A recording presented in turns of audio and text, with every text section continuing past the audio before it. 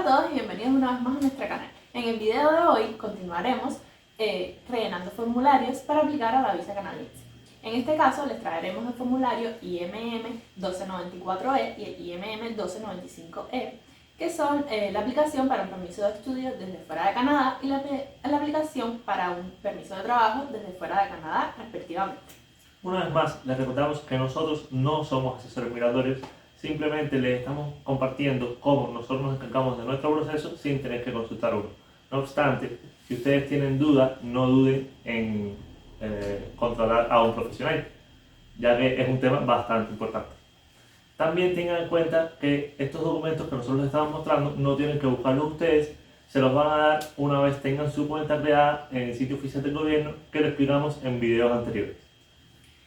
Todos los documentos que les mostraremos los podrán descargar en el link que les dejaremos en la descripción. Sin más, mi nombre es Giselle. Yo soy Alfredo, así que llenemos formularios.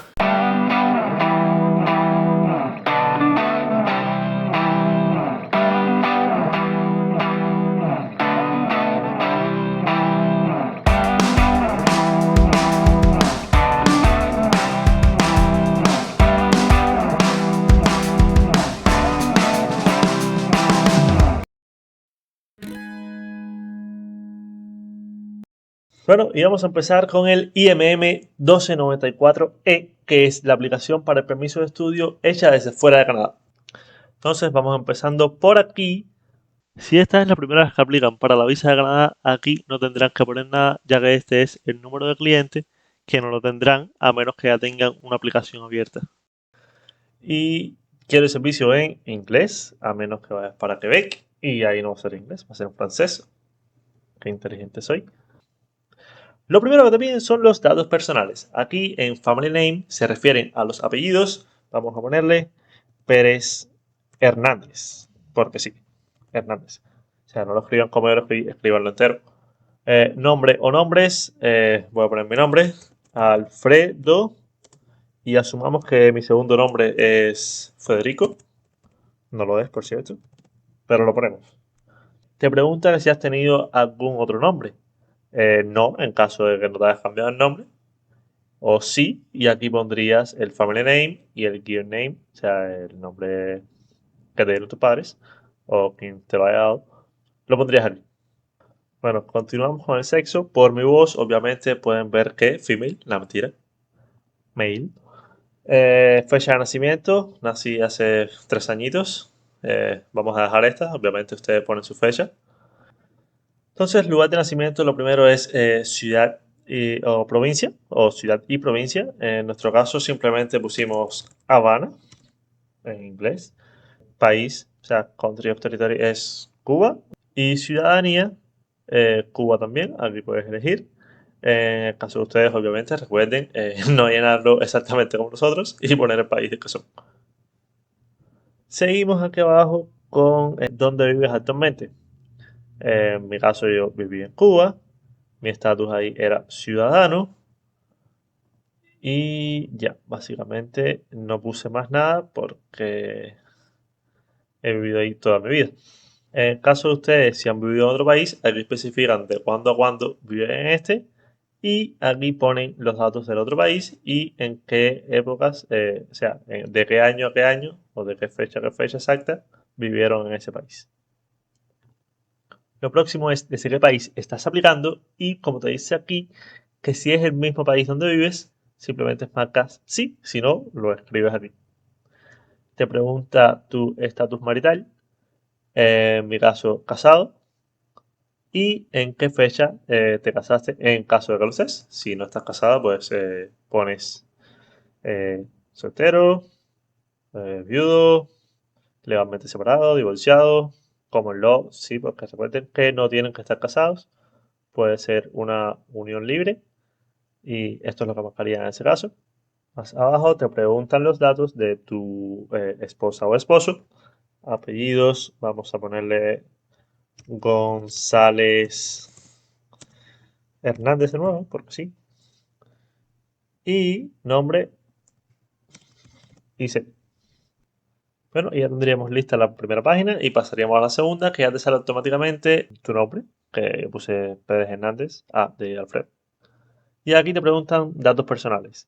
Lo primero que te preguntan es si has estado casado anteriormente. En mi caso, no, pero si lo has estado, aquí pondrías apellido, nombre, fecha de nacimiento, año, mes, día, tipo de relación, te da básicamente common law, o sea, unión libre o casado, y de qué fecha a qué fecha. Lo próximo es los idiomas que hablas. Lo primero que te preguntan es el idioma natal, o sea, qué idiomas hablas en tu país. Y después te pone si eres capaz de comunicarte en inglés o francés. Te da la opción de escoger inglés, francés, los dos o ninguno. Y después te pregunta cuál de esos se te da mejor. Si marcas uno solo, como en nuestro caso, inglés, no tienes necesidad de poner nada aquí, porque obviamente el inglés se te va a dar mejor que el francés. Y aquí bien chiquito te pone que si alguna vez has tomado alguna prueba, algún test de estos idiomas, y como esta es la planilla del estudiante, requiere que sí lo haya pasado para ser admitido en la escuela, pues marcas que sí. Proseguimos con los datos del pasaporte. El número del pasaporte es lo primero, en qué país te lo dieron, el issue date es la fecha en la que te lo dieron y en qué fecha expira el mismo. Estas dos pequeñas preguntas de abajo son para gente de Taiwán o Israel, así que me la voy a saltar. No creo que nadie de esos países me esté viendo ahora mismo. Y si me están viendo, muchas gracias. Lo siento, díganme en los comentarios y se lo explico. Pero no creo que haga falta. Gracias. La siguiente pregunta es si tienes un documento de identidad de tu país. En nuestro caso, sí. El número de ese documento, en qué país te lo dieron, y la fecha en la que te lo dieron y cuándo expira. Lo mismo que el pasaporte, pero con el documento oficial de tu país. En caso de que seas residente permanente de los Estados Unidos, tendrías que marcar sí aquí y dar el número de identificación y cuándo expira ese documento. Para la información de contacto, lo primero que te van a pedir es tu dirección actual, que eso no tiene mucho problema, cada cual se sabe bien su dirección. Y te pregunta si la residencia, o sea, si tu dirección de donde vives es la misma para el mail. En nuestro caso sí, aunque realmente a nosotros no nos llegó nada por mail porque todo el proceso nosotros lo hicimos online y no era necesario. Al inicio de la próxima página, lo primero que te piden es el teléfono, que marcarías aquí si es canadiense o americano o de cualquier otro país. Aquí pondrías el código de tu país y el número de la continuación, y si tiene alguna extensión la pondrías aquí. Si tienes algún número de teléfono alternativo lo pones también, tu email o correo electrónico y fax, que realmente nunca he usado fax en mi vida. Creo que no soy capaz de decir que es un fax. Pero bueno, continuamos. Ahora viene una parte muy importante que son los detalles sobre tu intención de venir a Canadá. Lo primero que te dice es que si has sido aceptado en una institución estudiantil, que adjuntes la carta de aceptación.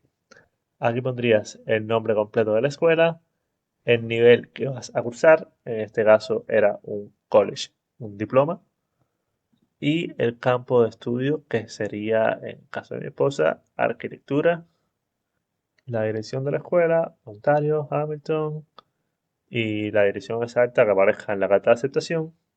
Este de aquí es el DLI de la escuela que viene en la carta de aceptación del college, que básicamente es un número de identificación de la escuela.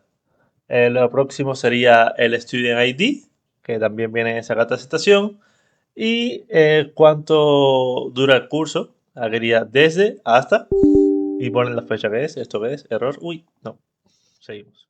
Seguimos con el costo total de los estudios, que lo primero que sale sería el tuition total del college, que lo pueden ver en la carta de aceptación, y se los mostramos en el video de cómo aplicar un college en Canadá, que les vamos a estar dejando por aquí. Lo próximo sería Room and Board, que es básicamente el dinero que esperan que gastes en tema de casas y básicamente mantenerte a ti mismo. Que el gobierno de Canadá lo que pide son 10.000 por el estudiante y otros 4.000 por el acompañante. Nosotros pusimos 12.000 para irnos por arriba y así nos quitábamos eso de estar tan apretados. En fondos totales para nuestra estancia pusimos unos 20.000 dólares. Esto básicamente es quién va a pagar tus gastos en Canadá. Y cierra este tema de los gastos diciendo que si eres menor de 17 años vas a tener que llenar una declaración de custodia, que es un formulario que se llama IMM 5646. Nosotros eso no lo tocamos porque éramos mayorcitos, pero ténganlo en cuenta. Ya aquí pasan al tema de educación previa que has tenido. Lo primero que te preguntan es si tuviste alguna educación postsecundaria. En caso de que sí, aquí pones qué fecha, desde cuándo, qué nivel de estudio cursaste y el nombre de la escuela. La ciudad, el país, provincia o estado y cuándo la terminaste.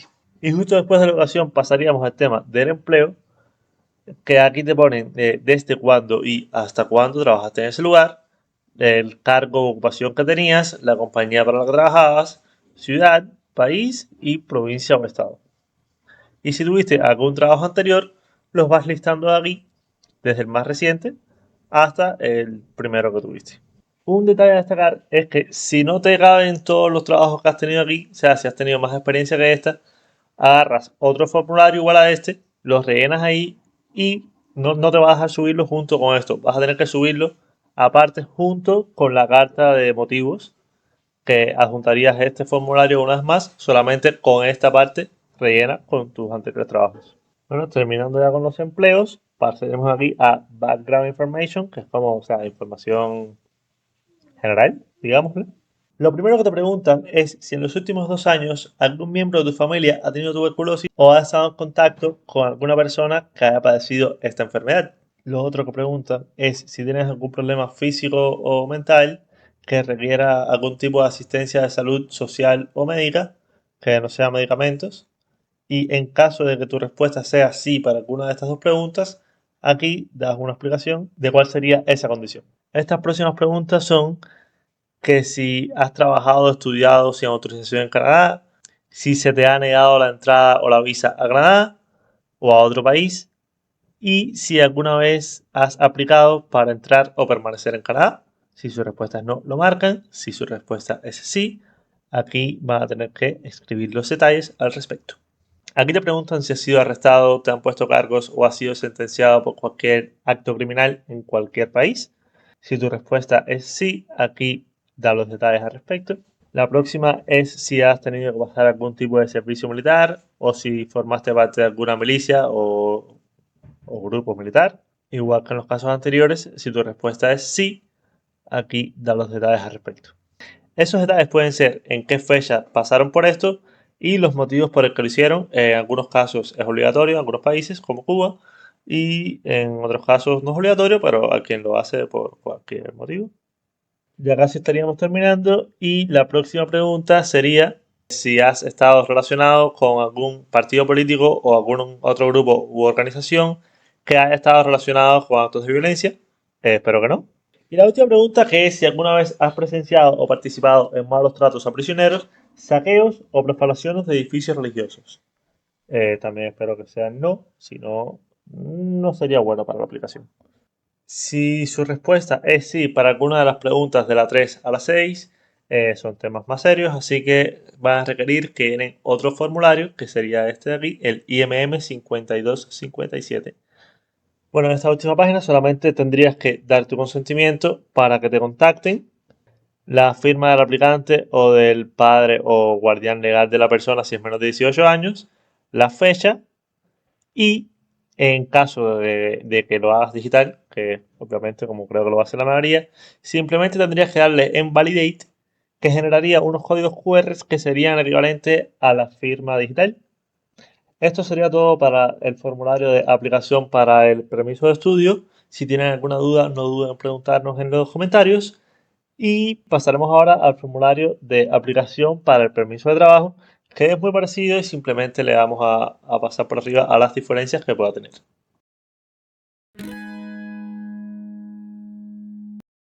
Bueno, y aquí tenemos la aplicación para el permiso de trabajo. Como pueden ver, es bastante similar, de hecho, es prácticamente lo mismo. Solamente tendría algunas diferencias que vamos a ir viendo poco a poco.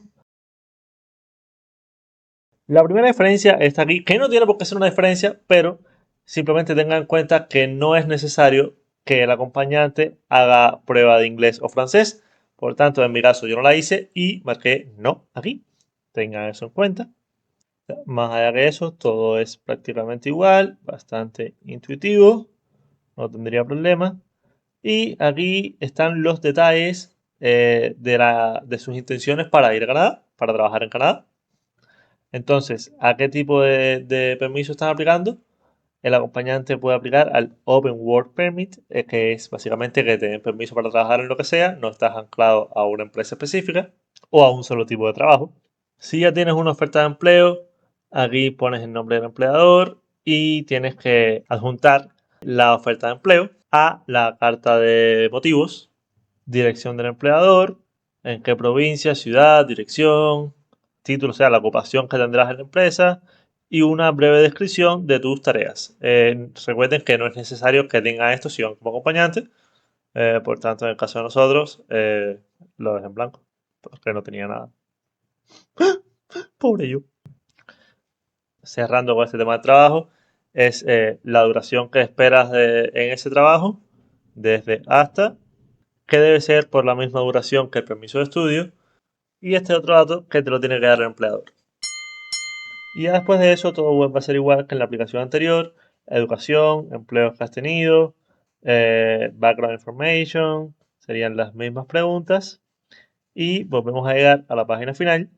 Recuerden que aquí es para dar permiso para que te contacten, la firma del aplicante o el guardián legal, la fecha y el validate que generaría los códigos QR, que son la firma electrónica o digital que cerraría ya el documento.